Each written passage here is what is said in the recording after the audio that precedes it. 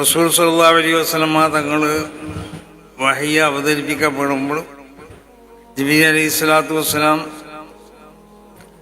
ജിബ്രീലിൻ്റെ അതേ ആ രൂപത്തിൽ വരുമ്പോൾ റസൂലുള്ളാഹിക്ക് കാണാൻ സാധിച്ചിരുന്നു.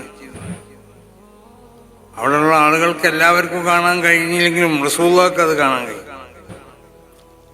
അപ്പം അതിൻ്റെ കാരണം എന്താണെന്ന് ചോദിച്ചാൽ, മനുഷ്യൻ അവൻ്റെ ബാഹ്യമായ സർവ്വ അവയവങ്ങളെയും ആത്മാവിനെ ശുദ്ധീകരിക്കുന്നത് പോലെ തന്നെ സർവ്വ അവയവങ്ങളെയും ശുദ്ധീകരിച്ചെടുക്കും.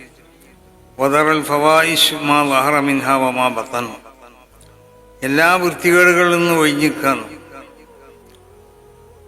അത് പ്രവർത്തനങ്ങളെ കൊണ്ടുള്ള വൃത്തികേടുകളാണെങ്കിലും വാക്കുകളെ കൊണ്ടുള്ള വൃത്തികേടുകളാണെങ്കിലും എന്ത് വൃത്തികേടുകളുണ്ടോ അല്ലാഹു സുബ്ഹാനഹു വ തആല നിരോധിച്ച് ആ വൃത്തികേടുകളിൽ നിന്ന് ഒരു മനുഷ്യൻ പൂർണ്ണമായി ഒഴിഞ്ഞു നിൽക്കുമ്പോൾ അവൻ്റെ ഹൃദയത്തിൽ വന്നതായ വിശുദ്ധമായ ഈമാൻ, ആ ഈമാനിൻ്റെ ആ പ്രകാശം അത് വളർന്ന് പന്തലിക്കും.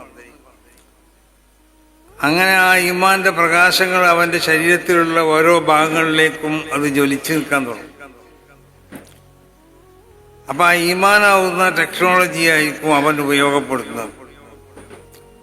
അപ്പം ആ നിലക്ക് നമ്മളെ ഹൃദയത്തിനെ, നമ്മുടെ ശരീരത്തിലുള്ള സർവ ഭൗതികമായ അവയവങ്ങളെയും ശുദ്ധീകരിക്കണം. ഇത് ശുദ്ധീകരിക്കാൻ വേണ്ടി നമ്മൾ ശ്രമിക്കണം. അങ്ങനെ ശ്രമിച്ച് ആ നിലക്ക് എത്തിയവരാണ് മഹാനാവുന്ന തിരുപ്പഞ്ചി മുഹമ്മദ് മുസ്ലിയാർ വലിയുള്ളാഹി ഖദ്ദസല്ലാഹു സിറഹുൽ അസീസ് തങ്ങളെപ്പോലത്തെ മഹാന്മാർ. അപ്പം അവരുണ്ടാക്കി തീർത്ത ആ ഒരു പ്രത്യേകമാവുന്ന ഒരു സ്വഭാവ ഗുണങ്ങൾ അത് നമ്മളിലേക്ക് പകർത്താൻ വേണ്ടി നമ്മൾ ശ്രമിക്കണം. അപ്പം അതിനു വേണ്ടിയാണ് നമ്മൾ ഇതുപോലുള്ള സംരംഭങ്ങളെ നമ്മൾ ഉപയോഗപ്പെടുത്തേണ്ടത്. മഹാന്മാരുടെ ആ സ്വഭാവ ഗുണങ്ങൾ, അവരുടെ ജീവിത രീതികൾ, അത് നമ്മളെ ജീവിതത്തിലേക്ക് പകർത്തപ്പെടുന്നത്.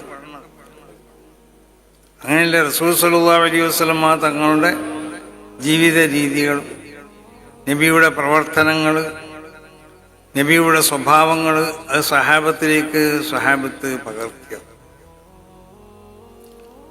അപ്പോൾ എന്നതുപോലെ മഹാന്മാർ ജീവിക്കുമ്പോൾ അവരെ സമീപം നമ്മൾ സ്വീകരിച്ചു കൊണ്ടിട്ട് അവരിൽ നിന്ന് ആ നന്മകളും ആ വെളിച്ചമൊക്കെ നമ്മളിലേക്ക് പകർത്തപ്പെടണം.